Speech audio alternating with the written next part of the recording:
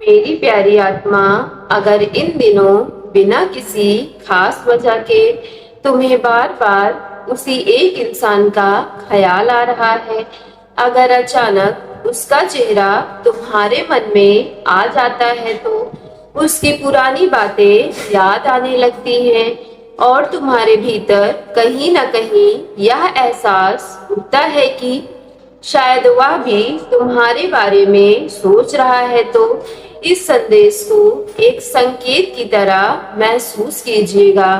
मुझे ऐसा लग रहा है कि वह व्यक्ति तुमसे बात करना चाहता है, तुम्हारे करीब आना चाहता है और तुमसे कुछ ऐसी बातें करना चाहता है, लेकिन उसके भीतर एक डर बैठा हुआ है जो उसे कदम आगे बढ़ाने से रोक रहा है।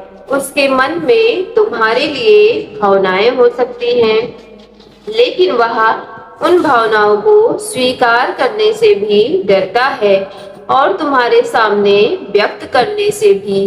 वह कई बार तुम्हें संदेश लिखने के बारे में सोचता है, शायद तुम्हारा नाम अपनी बातचीत में भूलता है, कुछ शब्द लिखता है और फिर उन्हें मिटा देता है। उनके मन में बार बार यही सवाल आता है कि अगर उसने तुमसे बात करनी शुरू की तो तुम्हारा जवाब कैसा होगा? क्या तुम वैसे उससे ही बात करोगे जैसे पहले करती थी, या तुम्हारे मन में उनके लिए अब भी कुछ बाकी नहीं है? यही डर उनके कदमों को रोक रहे हैं।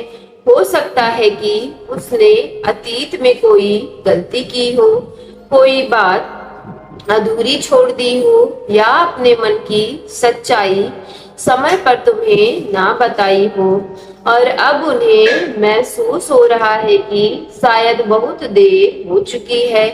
वह बाहर से जितना सामान्य दिखाई देते हैं, भीतर से उतने ही उलझे हुए हो सकते हैं। कई बार इंसान किसी को बहुत कुछ कहना चाहता है, लेकिन शब्द उसके गले में ही अटक जाते हैं, क्योंकि उसे डर होता है कि कहीं सामने वाला उसे ठुकरा न दे, कहीं उसकी भावनाओं का मजाक न बन जाए, कहीं वह अपने दिल की बात कहकर तुम्हें हमेशा के लिए हो न दे। मुझे लगता है कि उसके भीतर तुम्हारे प्रति एक अधूरी बातचीत चल रही है। वह तुमसे सिर्फ साधारण बातचीत नहीं करना चाहता, बल्कि शायद वह उन बातों को भी सामने लाना चाहता है जिन्हें उसने लंबे समय से अपने भीतर दबा कर रखा है। वह जानना चाहता है कि तुम अब कैसी हो, तुम्हारी जिंदगी में क्या चल रहा है, क्या तुम उसे अभी कभी भी याद करती हो, क्या तुम्हारे दिल में उसके लिए अभी भी कोई जगह बची है या नहीं। लेकिन उसके अहंकार और उसके डर के बीच लगातार संघर्ष चल रहा है। एक तरफ उसका मन कहता है कि आगे बढ़ जाओ, बात करो, जो कहता है कि कह दो, और दूसरी तरफ उसका डर उसे पीछे खींच लेता है।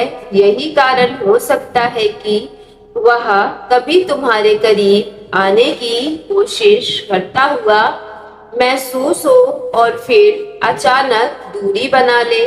कभी तुम्हें लगता होगा कि शायद वह संपर्क करेगा, लेकिन फिर कई दिन तक कोई खबर नहीं आती।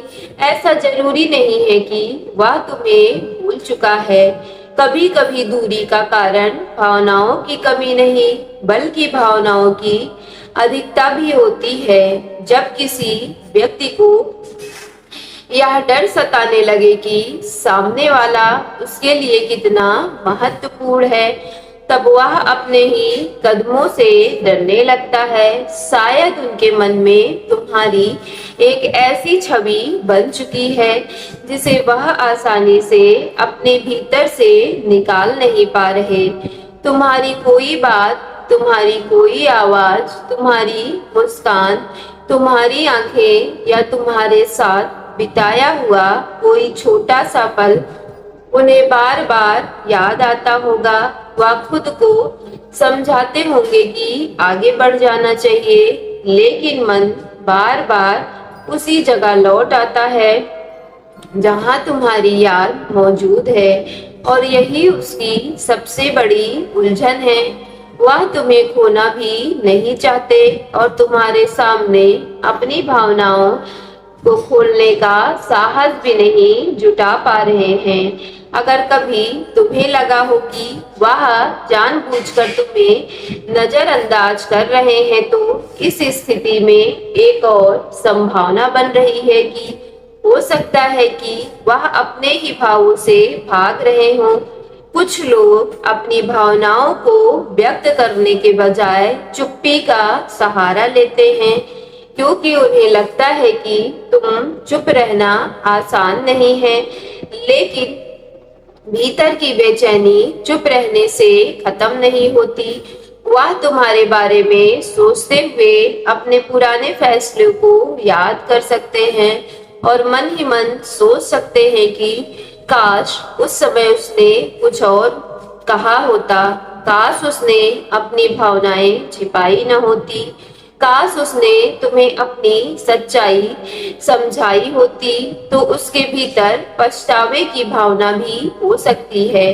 शायद वह सोचते हैं कि उसने तुम्हें जितना महत्व देना चाहिए था उतना नहीं दिया, या सही समय पर तुम्हारा साथ नहीं दिया। इसलिए अब जब वह तुम्हारे पास लौट कर बात करने के बारे में सोचते हैं, तो उन्हें डर लगता है कि कहीं तुम उनसे यह न पूछ लो कि जब मौका था तब तुमने मेरा साथ क्यों नहीं दिया। और शायद उनके पास इस सवाल का जवाब आसान भी नहीं है, इसलिए उनकी चुप्पी के पीछे बहुत सारे अनकहे शब्द छिपे हो सकते हैं। लेकिन मेरी प्यारी आत्मा, इस संदेश का सबसे इम्पोर्टेंट हिस्सा यह है कि तुम्हें उसके डर का बोझ अपने ऊपर नहीं लेना चाहिए। अगर वह सच में तुमसे बात करना चाहते हैं, तो तुम्हें अपनी भावनाओं के साथ ईमानदार होने का साहस खुद जुटाना होगा।